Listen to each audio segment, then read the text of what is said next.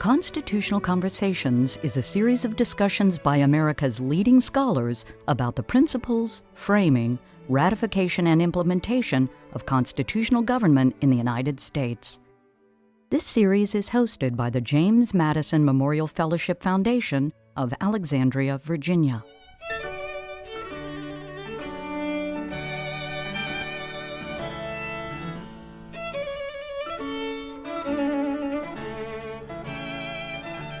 Well, we're here with Professor Akhil Reed Amar, and we're going to be discussing in this constitutional conversation for the James Madison Foundation his latest book, latest and most ambitious book, The Words That Made Us, America's Constitutional Conversation, 1760 to 1840. Let's begin with the title itself. The word that jumps out to me, or the words that made us. I'm cognizant of the cleverness of the title, too.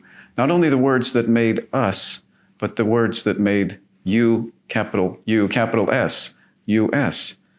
And the nod, I presume, to Gary Wills's Pulitzer Prize-winning book, Lincoln at Gettysburg, The Words That Remade America. So you're inviting us to take a tour through the words that made America, that made us. And that's unusual in the history of nations, isn't it? That they should be made, that we should be made by words. Nations typically are made, nativity, they're birthed through blood or soil or a language family. But we were birthed through words. So please tell us a little bit about the title and where you're going with this extensive tour of the first 80 years. Oh, you've got me just right. So an author couldn't ask for a more careful reader. And thank you, by the way, for inviting me to do this. It's our privilege to have you. So the original title was America's Constitutional Conversation. And I thought, oh, that's nice because that's 3 words, that's very crisp. I learned something about books. I learned actually that 3 words were actually not as good. And then the subtitle was going to be The Words That Made Us. But I learned actually that 5 words, the words that made us, were better than 3 words, America's Constitutional Conversation. And here's why. So I thought I'd written a book called America's Constitution, a biography, America's Unwritten Constitution. So this is in a broader series, and I thought, okay, America's Constitutional Conversation, that's linking to the previous books, and it's 3 words. But here's what I learned. On a book, you actually want the words to appear on the cover, and you want short words. America's is a long word. If you look at this book, and this is a big, fat book, there are almost no books you will ever see where the title actually appears horizontally rather than vertically. But this one can, because it's such a fat, big book, and the words are short, The Words That Made Us. So that was one thought my publisher liked, The Words That Made Us. But on reflection, that was a much better title, because you're right, there's a pun, The Words That Made the U.S., and the person who did this cover, who wasn't in direct touch with me, but I think she did a brilliant job, captures U.S., us, the United States, and puts kind of red and blue. This isn't a partisan book, but it's for both sides. And if you have the hardbound version, sort of the red and the white, the red and the but yes, the big idea of the book is that yes, we make a constitution. We don't just sort of inherit it. It's a conscious act. It's a making. And we do it, the us, as in we, the people, and we do it through words. We do it through a conversation, a debate, the words of the document itself, and the words surrounding the document, especially the ratification project in which people speak for it, speak against it. There's an epic year-long debate in America, and before that, a long debate about whether we're going to break away from Britain or not, and if so, why. It will culminate in the Declaration of Independence. So here are the extraordinary things about America. We have a democratic constitution. Most of the world actually before this period didn't have democracy. It was a world of kings, emperors, czars, sultans, Mughal lords, tribal chieftains, thugs all. Very few places in the history of the world govern themselves. And the ones that did govern themselves often didn't have written constitutions as such, let's say Britain. And even the ones that had written constitutions didn't have a democratic constitution-making process. They were handed down from on high. Solon in Athens with the Cleisthenic Constitution. So we're adopting the Constitution democratically. We're voting on it, so it's an allusion. The us is an allusion to we, as in we the people. But it's not just that we're voting on it. We're talking about it. We're debating it up and down a continent for a year. We're doing so in newspapers. That's why it's short. It's short. I'm reaching in for my pocket copy here. Oh, I've got several, but here's one. It's short. Well thumbed. And I've got several, but they're all over. I'm sure I have another one in here somewhere. Here's another one. I usually have at least 2 or 3, but it's short, not so judges can make stuff up, but so ordinary people back then could read it start to finish. It could be published in a newspaper, and it was, and decide whether they were for it or against it. So yes, words in newspapers, discourse, conversation. What are the first thing people say when they read it? They say, oh, dudes, you forgot the rights, which are going to become the Bill of Rights. It's crowdsourced. People are, and here's the big points today. Americans today do not, we're an unusual nation in the world. Here's what we don't have in common, that we all descend from the same stock, what you said, blood, that we all have the same faith. So we don't have the same political ideas, quite, right, the red and blue. We're in a family, but very different politics, different races and ethnicities, different religions. Our grandparents came from different, or great-grandparents, different parts of the world. So what do we have in common as Americans? We have the words that made us. Things like the Constitution and other iconic creedal statements. We hold these truths to be self-evident. The Declaration of Independence, the Gettysburg Address. I'm so glad you mentioned Gary Wills, because this was an allusion to Gary Wills. He is writing a book about a text, the Gettysburg Address. How many books are out there about texts? Not so many, and many of them were models for me. Well, Pauline Maier writes a book, American Scripture, about the Declaration of Independence. Gary Wills writes a book about the Constitution itself, explaining about the Federalist Papers, explaining America, about the Declaration of Independence, inventing America. The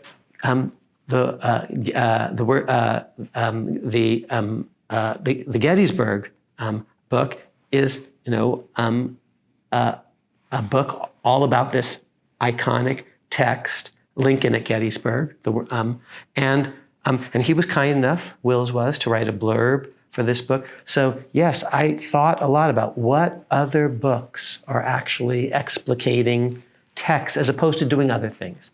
One final thing on Gary Wills and his influence on me. I have these heroes and heroines, Pauline Maier, Gordon Wood, Bernard Bailyn, Ed Morgan, and I don't agree with all of them on everything, but I'm taking seriously their themes and their templates. But this is a book not just about words, but about images. It's about a democratic culture. So it's about, for example, political cartoons and how Ben Franklin invents the world's first one, Join or Die. And it becomes, in effect, a viral meme, the first world's a hashtag, because it goes around the world again and again and again, Join or Die. The Brits engage with it. It moves from Philadelphia up to Boston, down to the Southland. It's 1754 when Franklin, who was a newspaper publisher, first publishes this thing, gets a second life in 1760s and a third life in the 1770s. So we talk ourselves into a kind of continental consciousness, nationhood, and we do it not just with iconic texts like the Declaration of Independence, the Constitution, these words, but conversations about these texts and pamphlets like the Federalist Papers, but most important of all, perhaps, newspapers. America's Constitution is created in a newspaper culture. So this is all, and newspapers are about words, but they're also about images like political cartoons. Democratic medium for a democratic culture. Everyone reads newspapers in America, and there are more newspapers than anyone else. Let me say it one final way. Here are the big 6 framers by acclamation. And they're all featured in the book. It's going to tell you about ordinary people, but also about the leaders. I'll mention Madison, because of course this is the Madison Center. I'm going to be talking about whether he really was the father of the Constitution or not. But by acclamation, you've got Madison and Washington and Jefferson and John Adams and Alexander Hamilton and Ben Franklin. Those are the big 6. That's not just my take. I think that pretty much most historians and ordinary Americans, I think if you did a Family Feud poll or something, name an important founder or something, those would be your top 6. They're all newspaper men in one way or another. Ben Franklin is a printer. That's where he makes his fortune. He's Rupert Murdoch. Thomas Jefferson is going to create this newspaper. He's going to use newspapers for his to create a kind of political party like Fox News Network, a series of affiliated newspapers. Though never write a piece himself, always through his surrogates. Oh, enter James Madison, who actually, Jefferson says, for God's sakes, man, take up your pen, go after Hamilton, cut him to ribbons in the press, okay? So, but Jefferson does write an important pamphlet in 1770s about a summary view of American rights, and the Declaration of Independence is written to be reprinted in newspapers, but yes, Madison, as Publius. Hamilton's first big break in life is actually a newspaper piece about a hurricane in the tropics. He's going to engage Madison in the press later on. The Helvidius Pacificus debates and all the rest. So he's a newspaper man, start to finish, under all sorts of pseudonyms. John Adams is Humphrey Plowjogger and Novanglis, and he's a newspaper guy. Now, Washington, you might think, is a little different. He doesn't write lots of newspaper essays, but here's the point. In the 1750s, he actually writes a journalistic account of his adventures in the West, and they're gripping, and they're serialized in newspapers up and down the continent by people like Ben Franklin. Washington is world famous for his military and frontier exploits. World famous at age 22. Because of American newspapers, and he reads more American newspapers than anyone, and he's always acutely aware of this image in the newspapers. And if you ask, for example, how Donald Trump became president, because I wondered this, because I think he doesn't have the conventional background of military service or diplomatic service. Oh, but he was in all the newspapers in his 20s, now maybe for other exploits. But it turns out, actually, if you want to be president of all America, it's helpful to have actually your name be a household name. And George Washington's was, to repeat, at age 22. So all of the big 6 are products and children and sires of America's early newspaper culture. All about the words. And I'm reminded that even Washington's farewell address, he insists be printed in the newspapers. He doesn't deliver it orally as Lincoln delivers his famous address. Oh, and he is attentive to every detail, actually, about how it's going to be formatted. There are letters to the printer. But think about it. It's actually released on September 17th. and it's published on September 19th in a newspaper. Now, why do I mention that?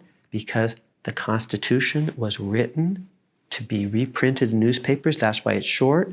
It's released on September 17th, 1787. Washington is the presiding officer, and it's first published on September 19th in the very same newspaper, or its earlier incarnation, that will publish what we call the farewell address.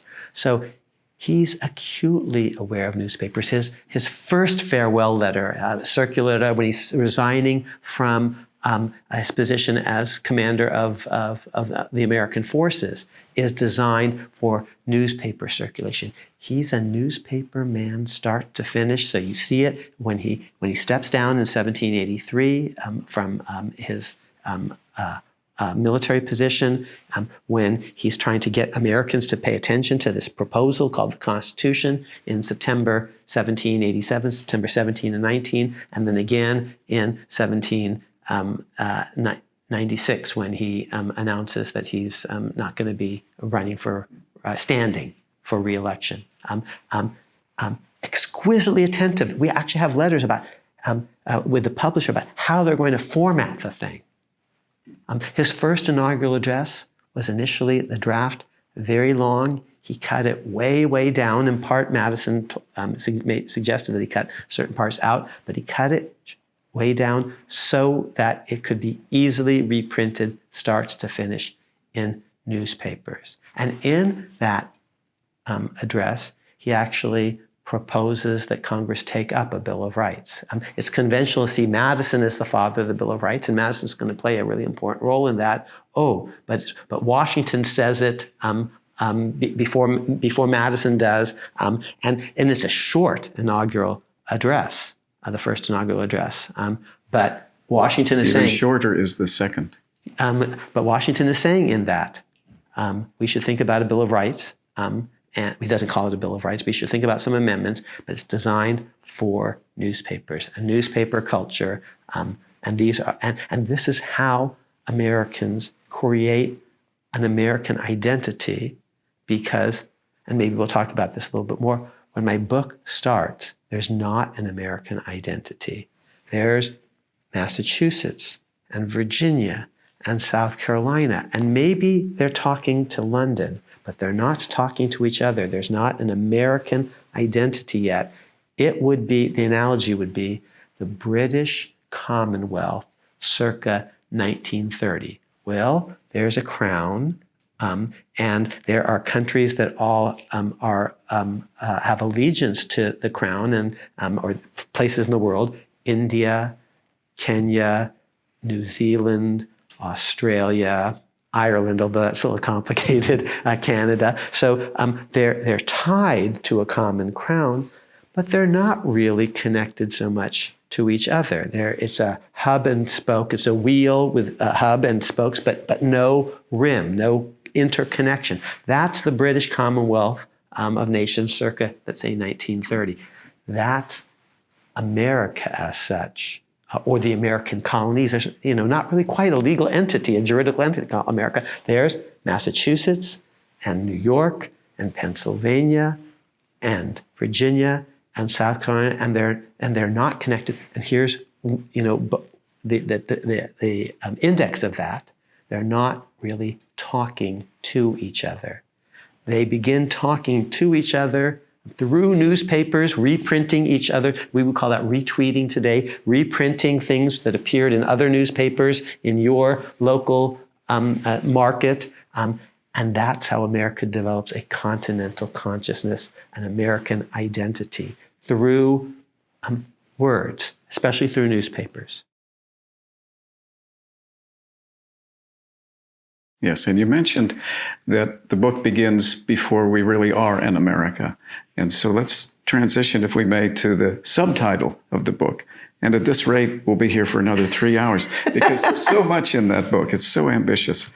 But so The Words That Made Us, the subtitle, though, is America's Constitutional Conversation, 1760 to 1840.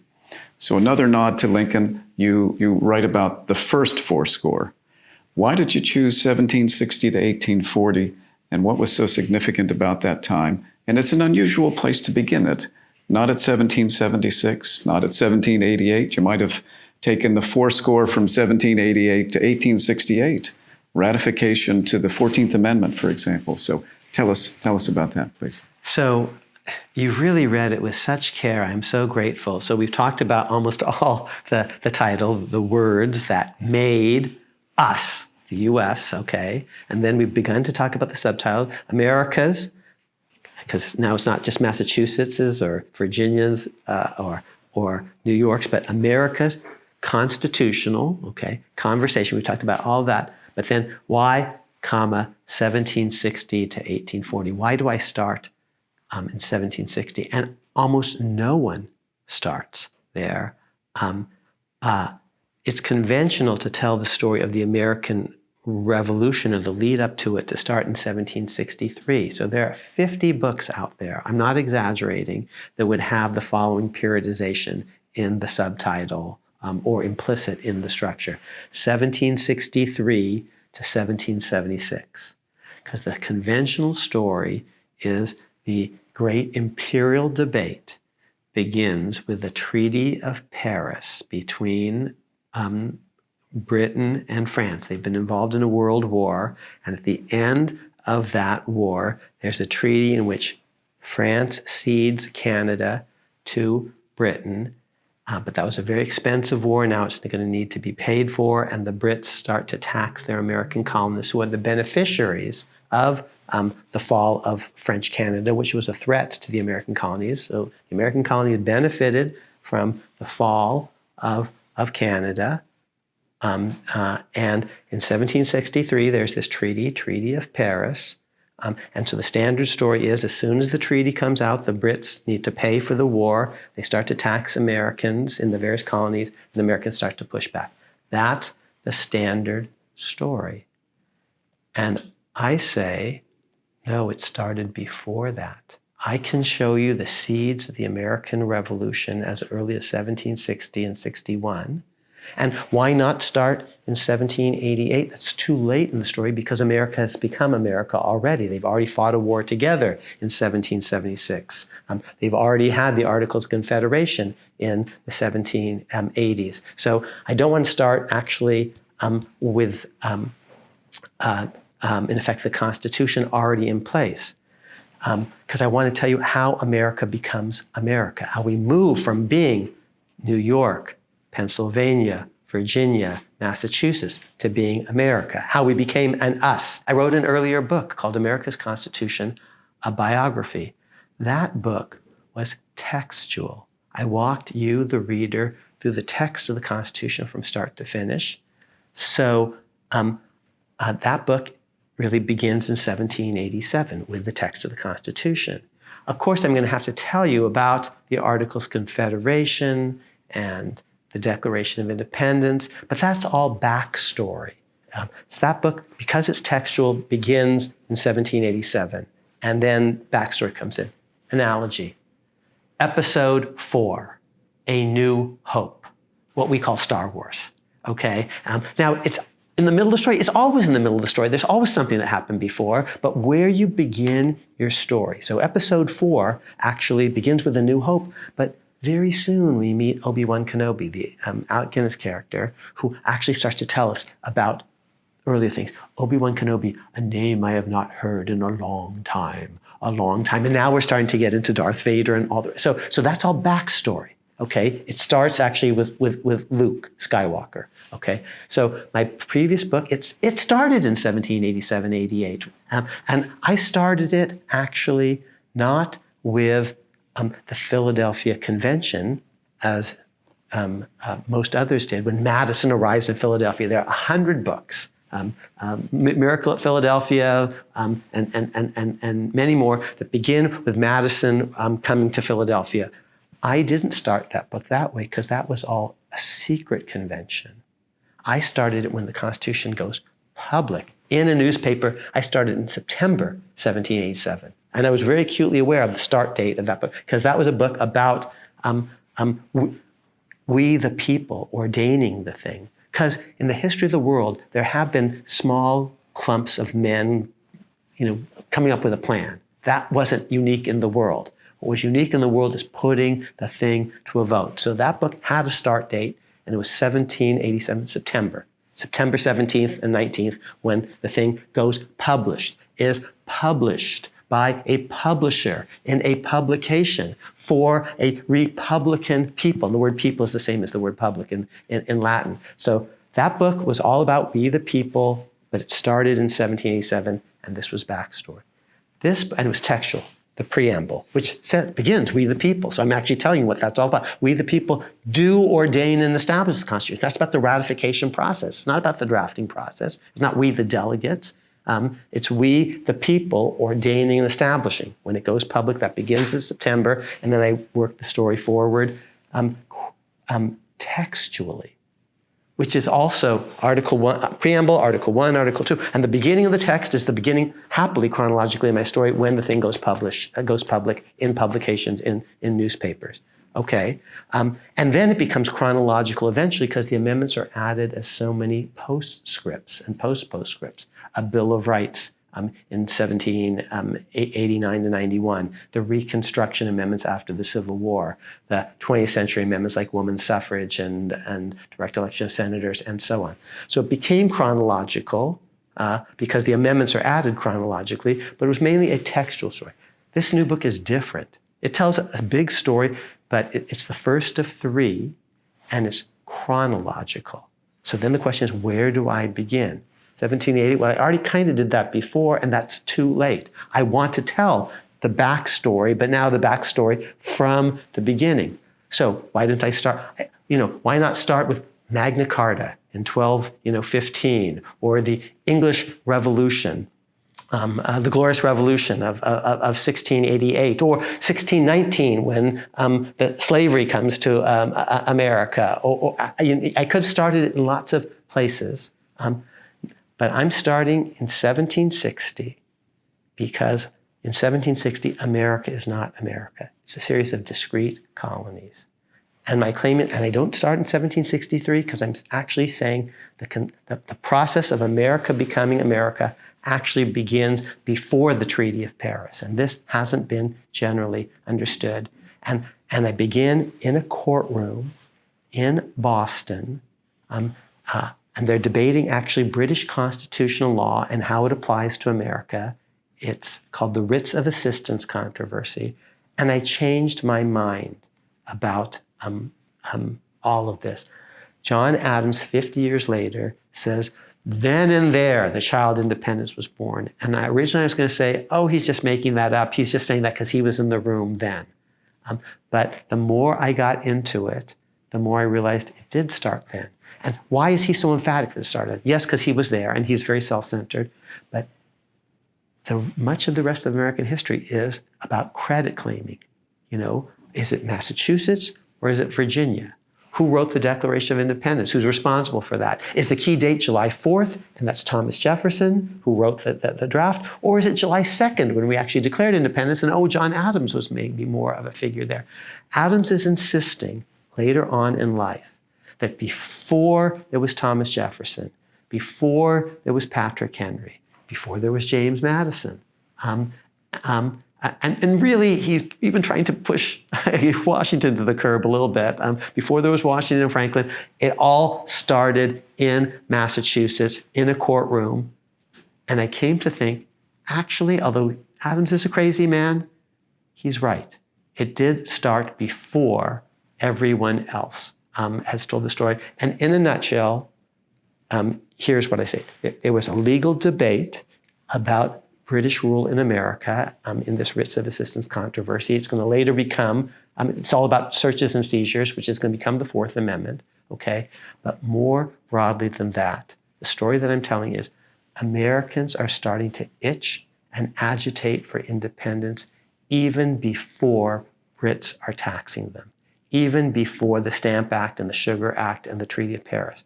So mine is a story in which as soon, and the Americans aren't quite the patriots, the complete heroes because of this, because actually I think the British have a very good legal argument in the Writs of Assistance. But the Americans are itching and agitating, and here's why. Montreal has fallen. And as soon as Montreal has fallen, it becomes clear to the people in Boston. This is even before the Treaty of Peace. We don't need the Brits anymore. So it's like, when your 17-year-old realizes that, hey, he doesn't really need you guys anymore. He can be on himself. So it's like, Mom, Dad, can I have the car keys? Okay, that's Americans when they realize they don't need Mommy and Dad anymore. They don't need the Brits.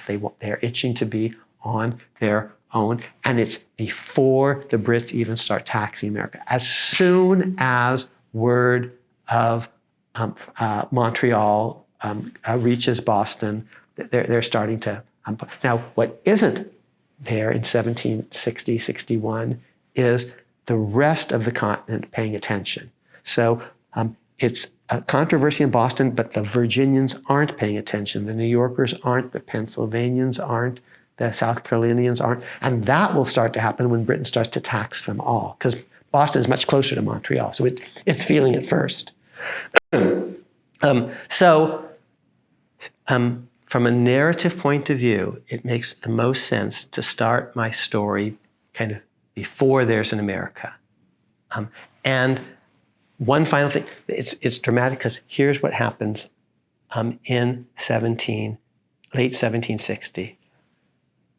In December 1760, word arrives in America that they've got a new king.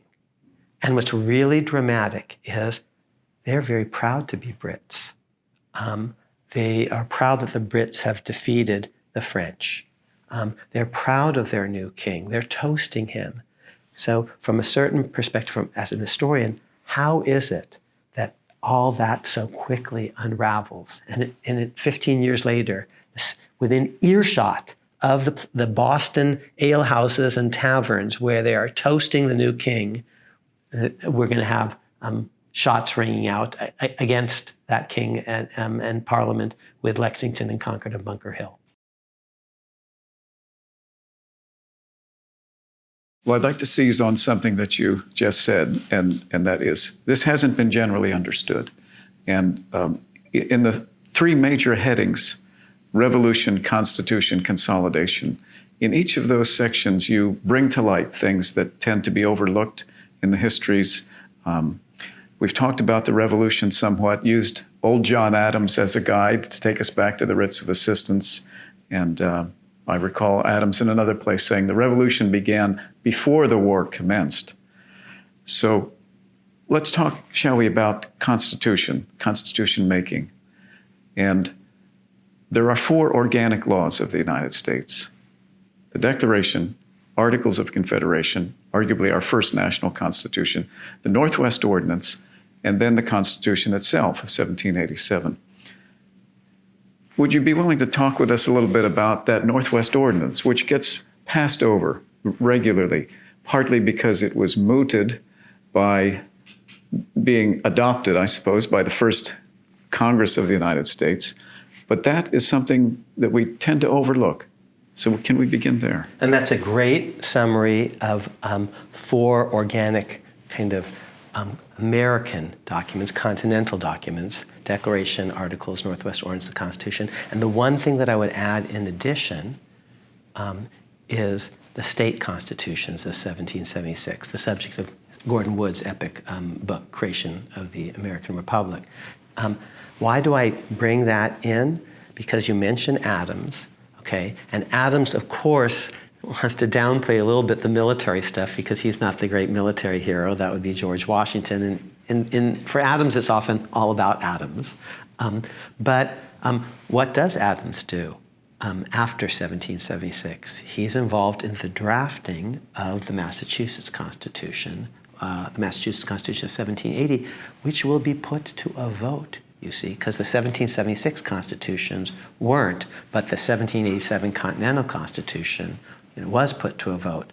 So why is that all connected to the Northwest Ordinance? Because initially, the American Revolution is an alliance of these formerly separate regimes that were no more closely connected to each other than Kenya was connected to India or New Zealand or Australia or Canada in the British Commonwealth circa 1930, let's say. So they're not that closely tied to each other when my book begins, or in 1760. They begin to work together more as Britain starts to treat them badly as a unit.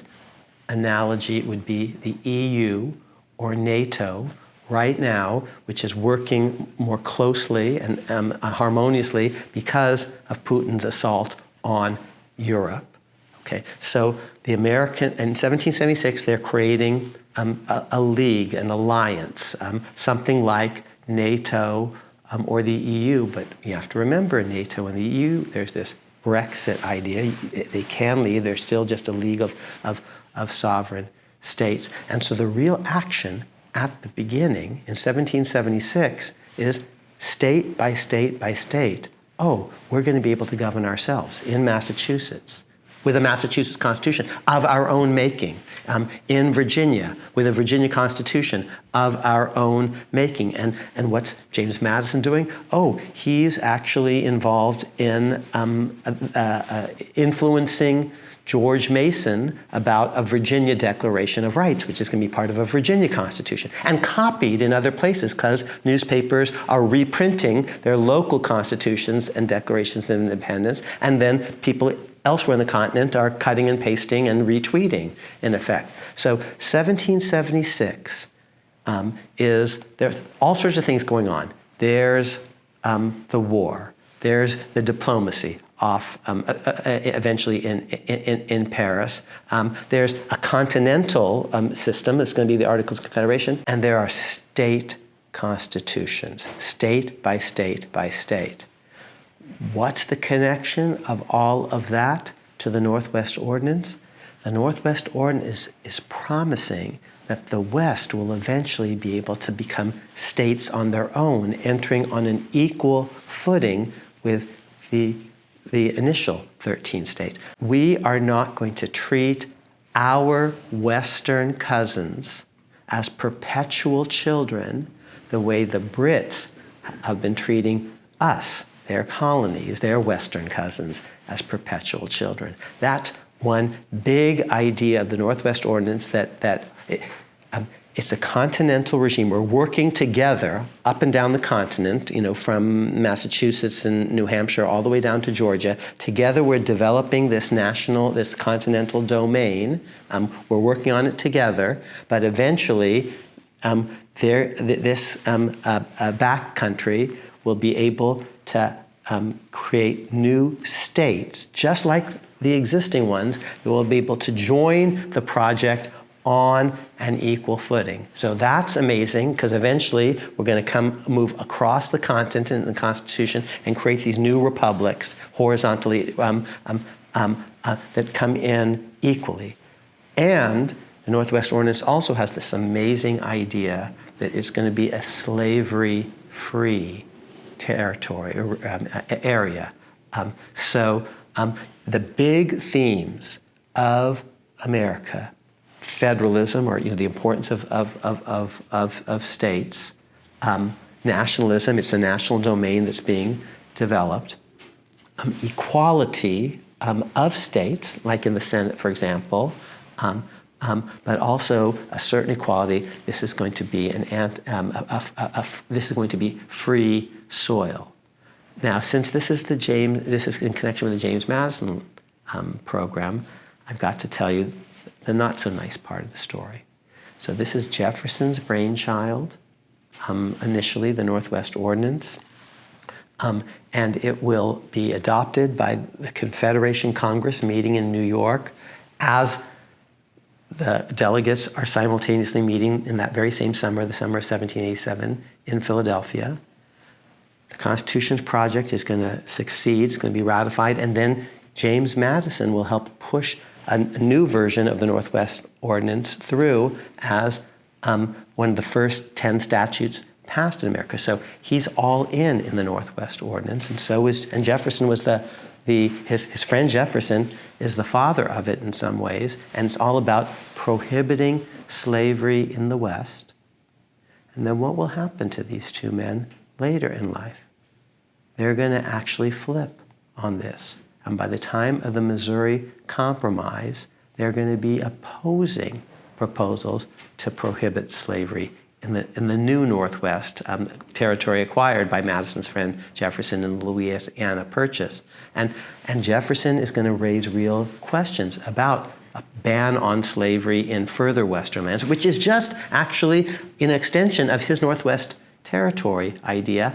And James Madison is going to go so far as to actually say this is unconstitutional in letters to Monroe, to prohibit slavery north and west of a certain line. The very thing that he pushed in the first Congress, he's now going to say is unconstitutional. And who's going to later say stuff like that? Oh, Roger Taney in Dred Scott, and it's going to lead to a civil war. So how is it that James Madison and Thomas Jefferson do this total flip-flop on slavery in the Northwest? Why do they betray their own best ideas? And they do because in between, they need to create a political party to oppose John Adams, who's making a crime to actually criticize John Adams. Okay, John Adams is thinner-skinned, or as thin-skinned, maybe it'd be harder to be thinner-skinned, but as thin-skinned as some other presidents later in American history who shall go unnamed, he who shall not be named.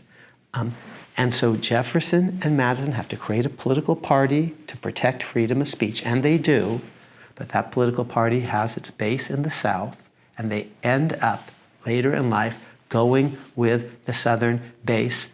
And so, to use a modern analogy, they are closer in that respect to Kevin McCarthy, going with the party over principle, than they are, let's say, to Liz Cheney, who's going with a certain vision of principle over her party.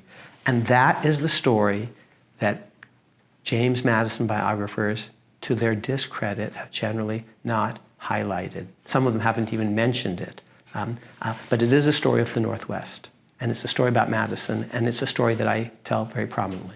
But it will be a precedent for Abraham Lincoln, and indeed the language of the 13th Amendment will be borrowed, the anti-slavery language, word for word from, wait for it, the Northwest Ordinance.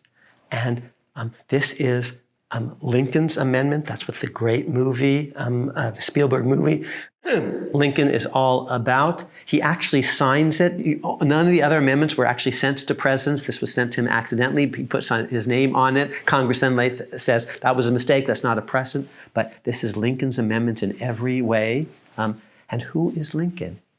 He is a product of the Northwest. He actually, he thinks that the Union comes first because for him it did. Before, he's growing up in places like Illinois and Indiana that are federal territory before they become states.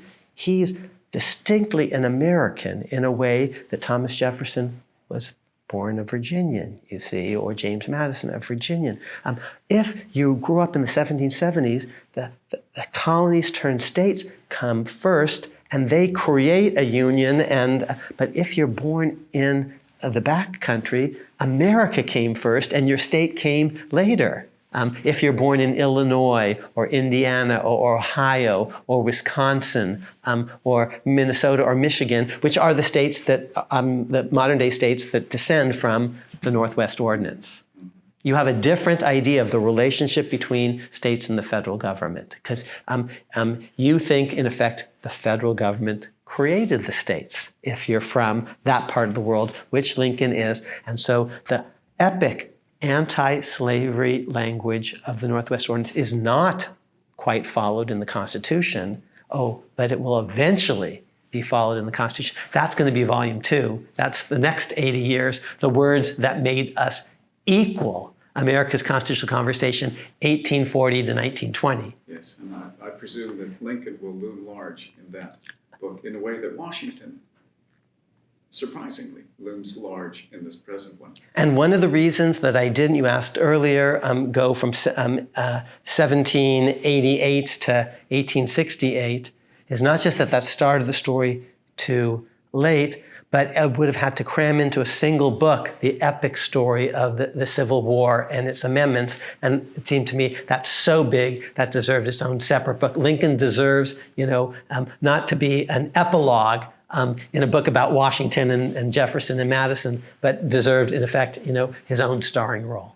It's conventional to think that Madison's the father of the Constitution. I respectfully differ. And I say, actually, when you think about it, it's obvious that it's Washington. He's not just father of his country, he's father of the Constitution, which is the two-dimensional representation of his country. It would be like the relationship between Tom Riddle's diary and Voldemort or something. The Constitution is Washington on the page, so to speak. So why is it Washington's Constitution? What's the evidence for it?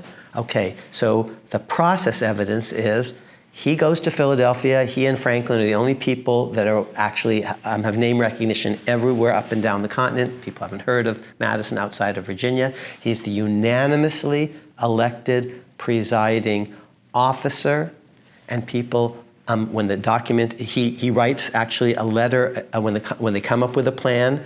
He writes the letter to the Confederation Congress explaining what they've done, and that letter is reproduced alongside the Constitution more than any other document other than the Constitution itself. People ratify it basically because Washington is vouching for it. His name comes first among the signatories. He's the unanimously elected president. Unanimously, every elector votes for him. He's unanimously re-elected president. He proposes actually in his first inaugural that a Bill of Rights be added. Okay, so that's the process. Substantively, the biggest thing about the Constitution that is new is its epically strong executive branch. The Constitution is basically a continental version of the state constitutions. The state constitutions from 1776 and then thereafter are written documents with bicameral legislatures, 3 branches, legislative, executive, judiciary, with juries, with actually judicial review of state by state courts of state constitutions. So all of that at the state level is just replicated at the federal level. Now, there are some little wrinkles. Pennsylvania is unicameral, Georgia is unicameral, but the U.S. Constitution is basically your generic state constitution, or slightly better. On each issue, they pick the best features of the best state constitutions. It's best state practices.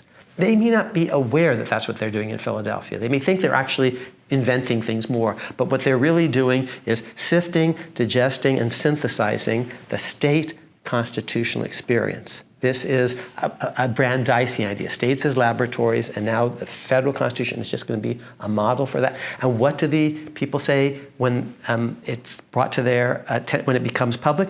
Dudes, you forgot the rights. Why would they say that? Because state constitutions had declarations of independence in places like Virginia and Pennsylvania, and the federal didn't. So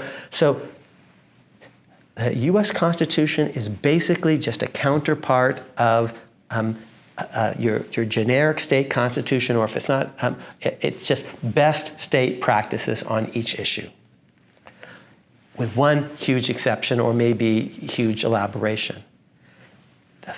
The U.S. Constitution creates a massively more powerful chief executive than any state constitution has. That is not Madison's idea. Madison hasn't even thought about executive power, and he admits it. That's George Washington's idea. So this is a constitution designed by Washington for Washington, and it's not always evident because he gets what he wants sometimes without even having to say anything at Philadelphia. He's the presiding officer. He smiles. He frowns. He talks to people after hours. He gets everything he wants, which is what? A really strong central government, because he's going to need that to protect against Britain, with a hugely powerful chief executive that has a 4-year term. No state constitution has that. Perpetually re-eligible, independently elected of the legislature. In 8 of the states, it's the state legislature that picks the chief executive, prime minister style, parliamentary style with a veto pen in his own hand. Only Massachusetts has that, and it has a 1-year term of office, not a 4-year term of office. So powerful veto pen, powerful pardon pen, perpetual re-eligibility, independent election. He's going to pick, actually, his assistants. He's not going to be saddled with a council that other people pick for him. 4 years. Wow. Nothing like that exists in America. It takes the strongest features of the state constitution and adds them. To repeat, only Massachusetts gives its chief executive a veto pen. New York gives it to a certain council that's mainly a group of judges in combination with the chief executive. But this is Washington's Constitution, start to finish, procedurally and substantively. Less than 2 decades earlier, they had broken from an empire and written a Declaration of Independence entirely directed toward a tyrant, as they call him. The conventional wisdom is that there was this fear of executive power throughout the states, left over, residual from the revolution, and yet the delegates are willing to create a chief executive in some ways more powerful than King George III had been. How did that happen? Not just the delegates, but the American people, the ratification process. And how did that happen? In a word, strategically. We go back to the writs of assistance. In my story, the military dimension has been missed. The reason that Americans revolt at the end of the day is because they can, okay? Because Montreal has fallen. And they don't think they need the Brits to protect the mommy and dad anymore. Give me the car keys, please. But it becomes clear over the course of the fighting that eventually does ensue that the British Empire is very, very powerful, and so is the French. And don't forget the Spanish, and don't even forget the Russians elsewhere on the continent. And you need a much stronger central government than you had under the Articles of Confederation in order to win the next war. And we don't know if it's going to be against the British or the French or the Spanish or the Russians, but there will be a next war, and we need something stronger than merely NATO or the EU. Why do we need something stronger? Because if we just have a NATO or the EU, an alliance, we can have Brexit. Okay, so now there's some diplomatic exchange, diplomatic confrontation, or with some European monarch, and they start to flatter and cajole, let's just say South Carolina, and South Carolina says, oh, we're with Putin on this. And they break away from the United States, and now Putin puts soldiers in South Carolina because he's entitled, if you can have a regime that can break away, that can secede, Brexit-like, at will, and ally with some foreign power. And now you're going to have Russians in the Carolinas, which is not where you want them. So we're going to have an indivisible nation. Washington understands this with crystal clarity. Jefferson never does. In fact, the only founder on record, I believe, at least hinting at or perhaps even endorsing secession. Yes, Jefferson, that yes, is. And Jefferson Davis is aptly named, and Madison covers up for his friend, because Madison actually understands that ratification, this is a phrase that he writes in a letter that's broadcast, it's not broadcast, my Freudian slip, but is reprinted in newspapers up and down the continent. Madison says ratification must be in toto and forever. And I actually, in the book, have South Carolina newspaper saying this. John T. Calhoun might not have known that because he doesn't have access to the internet the way I do, but I'm showing that at the time, all the newspapers in Virginia, all the newspapers in South Carolina are paying attention to what's happening in New York, where actually a letter is being read aloud by Madison saying ratification must be in toto and forever. So Madison is good on union, and so is indivisible union, and so is Washington, and so is Hamilton. Jefferson, not so much, and Madison covers up for his friend, like Kevin McCarthy covering up for Trump, something like that, because he doesn't want to admit, actually, that Jefferson was really bad on this important issue. So the Constitution is about two big things that are both about geostrategy. an indivisible union on the model of Scotland and England, a union of Scotland and England led by a powerful executive, because you need a powerful executive to prevent. Yes, we're afraid of executive power. But you know what? If we have too weak an executive, we will have executive power will be called King George III, or Catherine the Great, or Putin, or King Louis. We will all be speaking Spanish or Russian or French or English, but it'll be the King's English and not, Noah Webster American English. We have to create an indivisible union and a strong executive, because otherwise we're going to be recaptured by the Brits or the French or the Spanish or the Russians, because they have not given up their New World ambitions. And a strong executive and a strong single executive. One person. As you know, at the Constitutional Convention, there is a plan floated. Perhaps we'll have three executives, one to represent each geographic region of the country. Because that worked so well in Rome. Not. Okay, yes. That's what Shakespeare... And there they only had two, for goodness sake. Well, there's the triumvirs, Randolph proposes this, but note that no state other than Pennsylvania has three. So once again, there is the model of the state constitutions. They have single governors, or in some places they're called presidents, except in Pennsylvania where there's a council. For geostrategic reasons, we need an indivisible union, a strong executive, and yes, a unitary executive. Just so, and the person who understands that better than anyone else, by far, is George Washington, and his right hand in all of this at Philadelphia and throughout the rest of his life is Alexander Hamilton. And Jefferson doesn't understand that. He's not even there. He's often in Paris at the time. He doesn't understand indivisible union, because his idea is the Declaration of Independence, which talks about free and independent states, that these united colonies are, and of right ought to be, free and independent states. And in his model, free and independent even of each other. And they were before Philadelphia.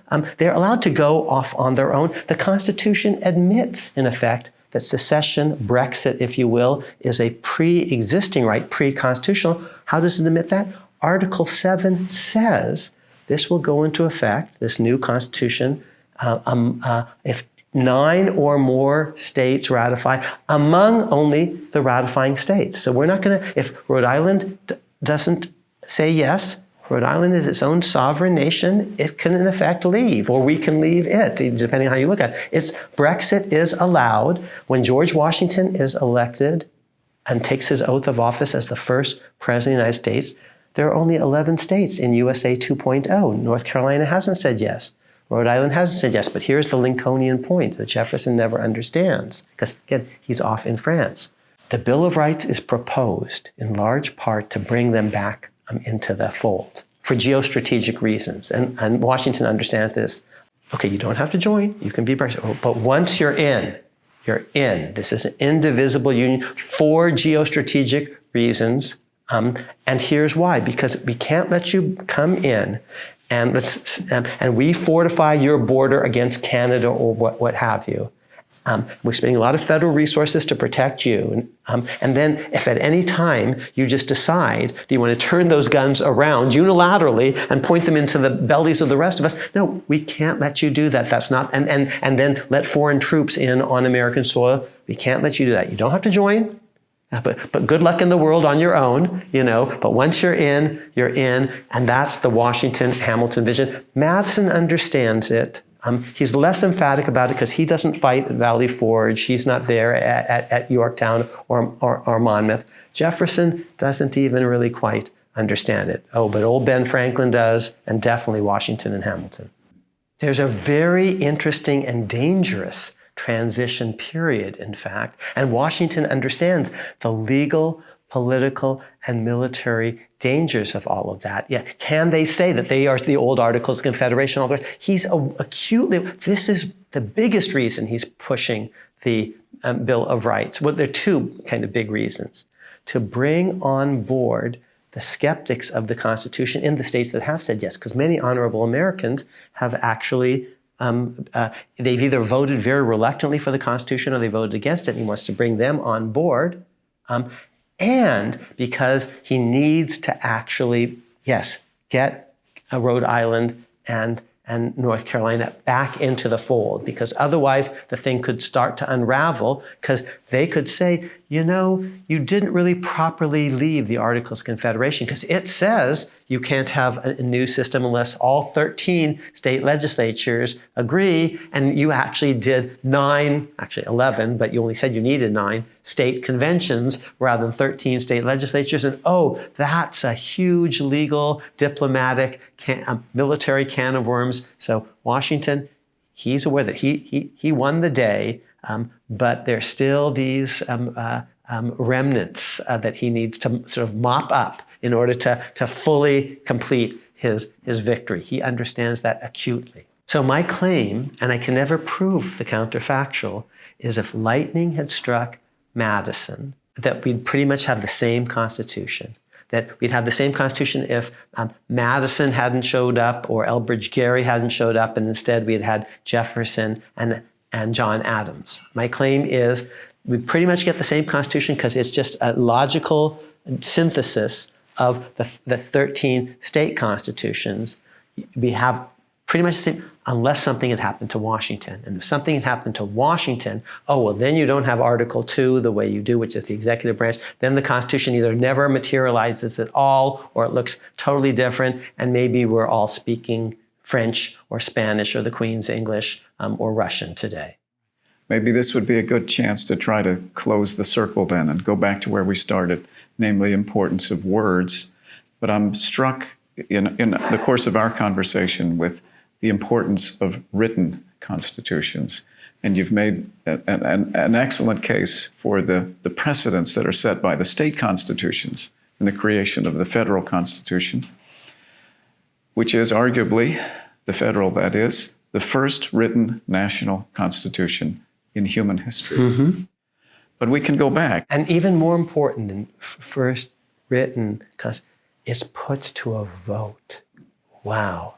And people... Through deliberation. Yes, they debate it for a year, and some people are for it and some people are against it, and they have passionate views, just like they have passionate views about the overruling of Roe versus Wade today. But for this entire year, what's so amazing, no one dies politically. I mean, it's so different, let's say, than the French Revolution, which will end in an orgy of blood devouring its own children, Paris and the terror, thousands, tens of thousands of people, decent people, just being slaughtered.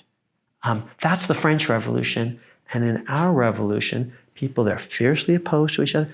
Oh, but what would we say to our kids? They used their words, okay? They deliberated, and the losers acquiesced. It was very close. In New York, actually, the New York Ratifying Convention, it actually passes, I won't go into all the details, by a single vote, 30 to 27. You might think it's 2 votes, but it's actually a single vote for complicated reasons. It passes by the narrowest of margins, but here's what happens. The losers said, it was fair. You listened to us. We made our arguments. We voted. So they didn't say, oh, this was fraud, okay? They said it was fair, and we'll acquiesce, but you've made a mistake, and Congress is too small, and we think really there should be a Bill of Rights. They make other objections as well. So the minority, it's put to a vote. It's put in writing. Then it's put to a vote up and down the continent. It's not just put in writing, it's put to a vote. And people deliberate on it up and down the continent. And the fix is not in. Rhode Island says no. North Carolina says no. It almost fails in New York, and it comes close to failure in Virginia and Massachusetts and New Hampshire. So the fix is not in. And the losers acquiesce. And the winners then listen to them and say, you know what, we want to bring them on board. We should actually take their best arguments and revise the system, which we call the Bill of Rights, which is Madison, but it's also, I say, George Washington. Wow, what a story. What an example for us today about what we should be doing and aren't quite. I think that's the place to end. So, Professor Amar, thank you very much for joining us, for leading us through this labyrinth of conversations that Americans engaged in between 1760 and 1840. And we're delighted to have had this tour led by you. Thank you. Thank you.